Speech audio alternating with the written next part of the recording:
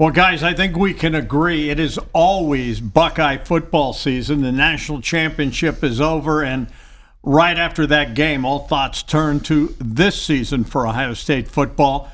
And we're going to break it down. Brandon Beam, you hear him on 97.1 The Fan, the Buckeye Show, 6 to 8 daily with all the latest on Ohio State, and, of course, the one and only Adam King. All right, guys. Notice he didn't call you the one and only Brandon Beam. I don't think I am the one and only. There's got to be another one out there. It has to be. Anyways, offensive football, I think Ryan Day took a hard look at what went on last year. Of course, you lose your offensive coordinator in Brian Hartline.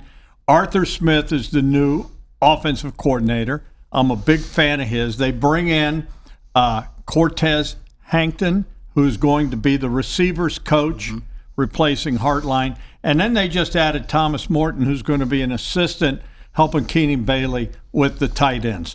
First of all, I want to start with Arthur Smith. I'm on record saying I love this hire. This guy has been around.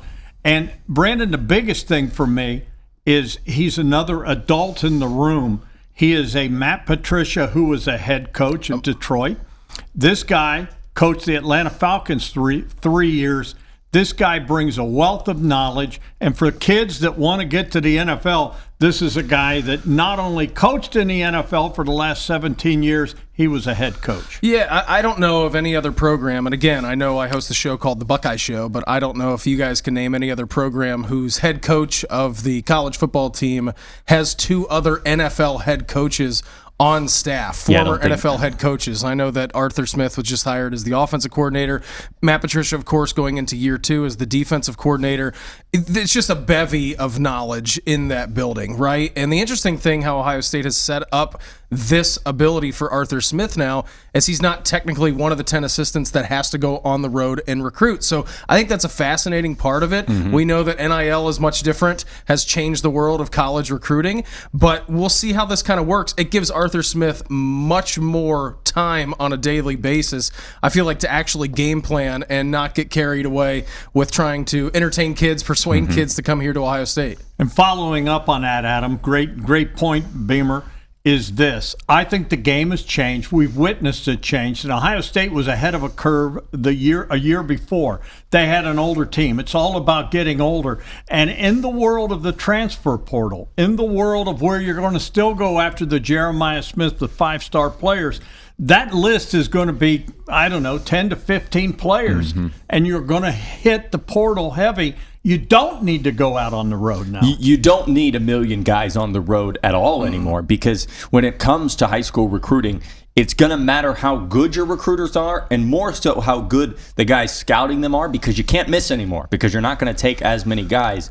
But in this new world of college football, which I kind of like, we're prioritizing the idea of making plays in a college setting over and over again, as opposed to, hey, this guy played great, in a high school world where you can't comparatively judge the talent. You can't say, well, this guy played Division III high school in Idaho. He's going to be a star at Ohio State. They should be playing great. Yeah, exactly. And so I think it is actually going to help Ohio State.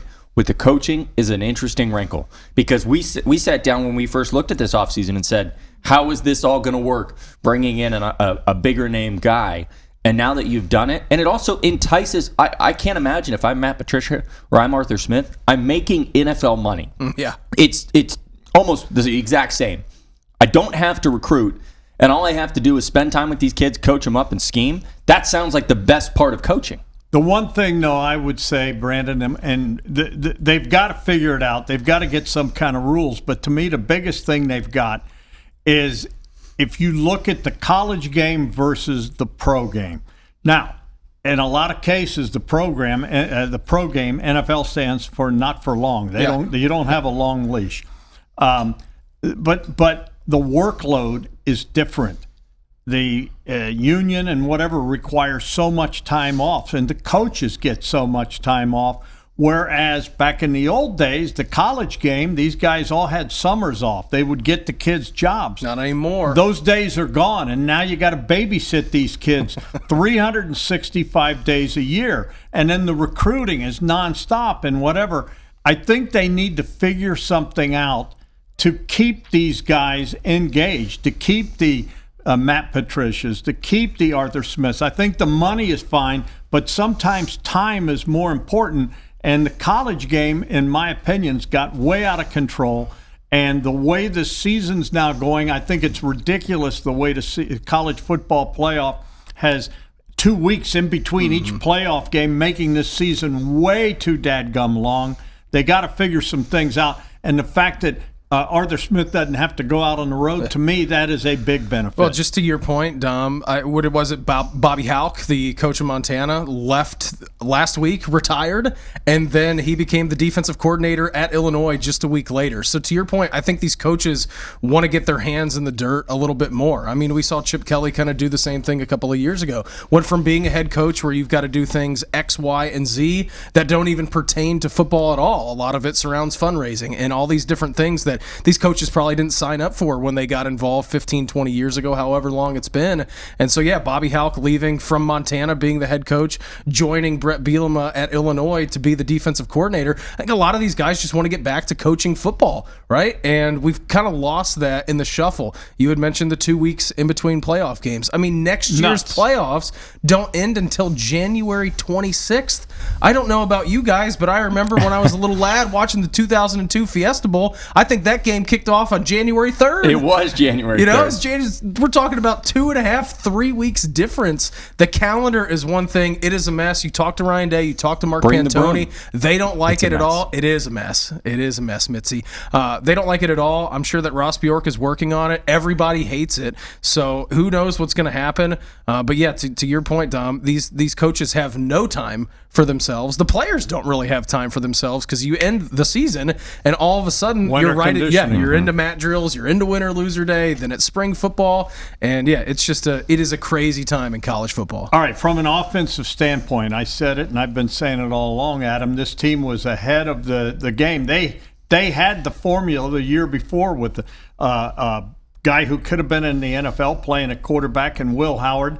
As I look at what we witnessed this season, I think Ohio State maybe was too young in certain areas on this football team, and that I expect them to be better this year because they're going to be a year older, especially at quarterback and Julian Sayin. But I think it's interesting that they bring in a coordinator like Arthur Smith, who, you know, his main if you're going to hang his credentials on something, it is the run game.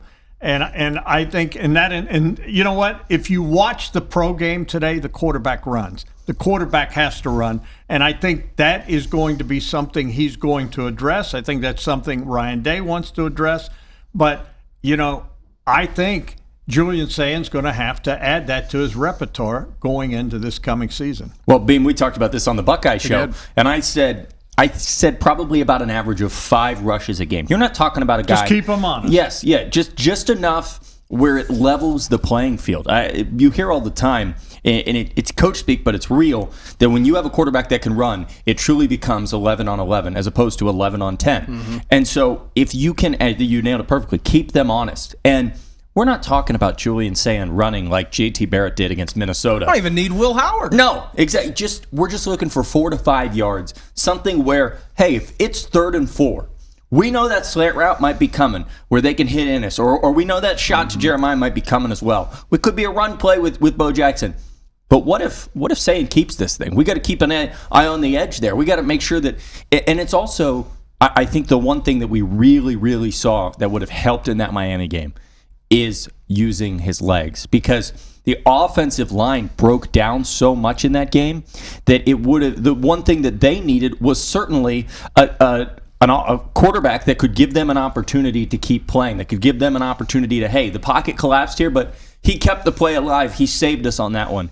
You saw it in the Super Bowl. I mean, that's what allowed Drake May to get the Patriots to the Super Bowl. That's what allowed Sam Darnold to. That's what got him their touchdown. Exactly. And so it is absolutely crucial. I think you nailed it. It's probably the one big thing that Julian Sayin is focused in on this offseason is I've got to up my playmaking ability just a little bit. Just a little bit. Well, and Beamer, the thing is the stakes, they're at the highest in the National Football League. And the quarterback is the guy that makes all the money in the NFL. the fact that they now have to run, I mean, the days of Fran Tarkenton do it. When he did it, it was like, oh, the quarterback should never run. You don't run. I wasn't alive for that, but I've watched highlights. Well, he was the guy that ran, and now they all have to run. You see them all run. I mean, C.J. Stroud didn't run much in college, and now you watch him running with Houston. He did run in the Georgia game. So the running game's going to be crucial. Urban Meyer used to talk about 250, Of course. and they've got to get that back. I think that's the number one reason, too, that they brought Arthur Smith in, because of his ability to help with the running game. I think Bo Jackson can be a great player. I think the running backs they have can be very good. But right now, I don't see the home run hitter that we saw with Trey Henderson, that we saw with Quinshon Judkins, that we saw with an Eddie George, Zeke Elliott. Those are pretty good guys you're mentioning. Yeah, I mean, they were. But these guys, that's the one thing I thought that Ohio State was missing, was the home run hitter in the run game. Because if you got a home run hitter that can break them, that changes a lot of things for your offense. It does, and I think it's interesting when we get into spring ball. So, I mean, it's already been announced that Isaiah West is going to miss spring ball. Bo Jackson is going to miss spring ball. Jacoby Jackson, we'll see, a guy who got medical hardship waiver from the NCAA this year, coming into his 7th year from Florida. 7th year. Yeah, isn't that crazy? A lot of people go to school for 7 years. Well, there's a guy, what was the guy I read today? Getting 8 years. They're called doctors. But yeah, so, I mean, we'll see what happens. But I don't know if there's ever been more of an opportunity for these young guys coming in. Legend Bay, who's going to be a true freshman, his recruiting story was a pretty wild one. A guy like Turbo Rogers, like these guys who are maybe didn't have the opportunities last year to get in, other than fall camp or early in spring ball. But I think what you're saying is very important, because we learned something this year. They all, when you're a 4- and 5-star player and you're very highly recruited, you expect to be paid. Yeah. And there's only so much money to go around. And so I would think that's going to change Ryan Day's philosophy too, because you got to start play. You better play them, because they're not going to sit. Well, think about last year. Think about last year at this point of the season. Who are we talking about as the starting running backs for Ohio State? We were talking about James Peoples and C.J. Donaldson, right? And C.J. Donaldson, good season, but you saw by the end of the year that Carlos Lachlan, like he said, hey guys, we're 6 starters deep. Like by the end of the year, James Peoples was nothing but an afterthought. He leaves, he's gone out of the program. C.J., he's gone because he ran out of eligibility. But it's a fluid situation at running back. You never know when your number is going to be called, and I think with Arthur Smith in the building, he knows that. I mean, he's, like you said, Dom, if there's one thing he can hang his hat on in the NFL, it's the amount of 1,000-yard rushers that he had. Derrick Henry, he's going to do that for you. He's okay. Guy's pretty good. I saw him lose a game to Ohio State one time. I did too. Yeah. I did too. I saw that. I think it's really interesting. And Dom, we've talked about this now for countless years, about the professionalization of college football. But I think the most interesting part of the professionalization is this idea that now it becomes stressful for the players, because you do live in a world now where you're going to, it certainly seems like we're going away from the guy on the bench making $2 million and waiting to play.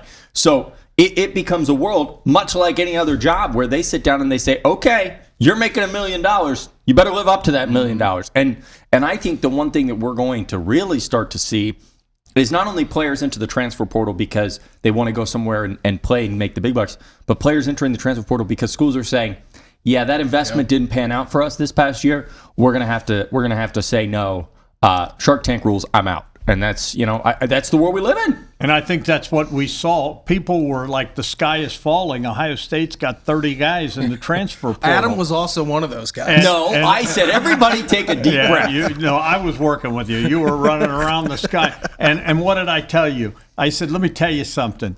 If they want them here, they'll be here. Because in today's world where you can pay them, the ones you want, you will pay. And unfortunately, in today's world, you can't pay them all.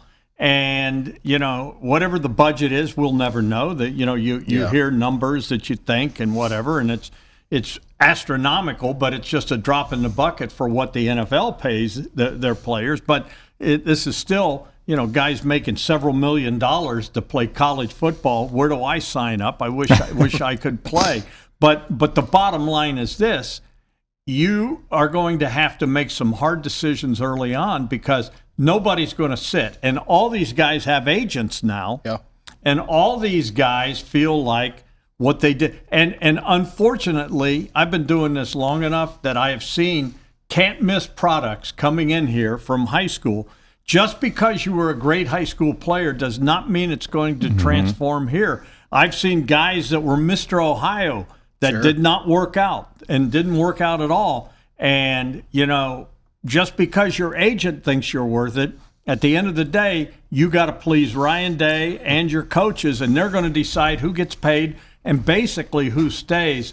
But that's why I think that the portal's going to be what we're going to see really become the main avenue to get your talent, because you're going to let other schools develop them. And it is the unrestricted free agency that is now college football. Remember the old days where you go to a school, you play a year, and you go, I don't like it here anymore. You had to sit out a year. Yeah, that's gone. Now you just go wherever. It's a free-for-all every year. And I think that's going to make Ryan Day take a hard look at these guys they recruit, the high school players, but they're really going to try to find out early on if they can play. If not, they're going to. I think you got to cut ties. I think we've already seen that strategy kind of employed this year, right? I mean, you look at what Indiana did. By the way, unbelievable season out of them. Just terrific. What Curt Cignetti has done in 2 years has been pretty remarkable. But you look at them; they got old and they stayed old, right?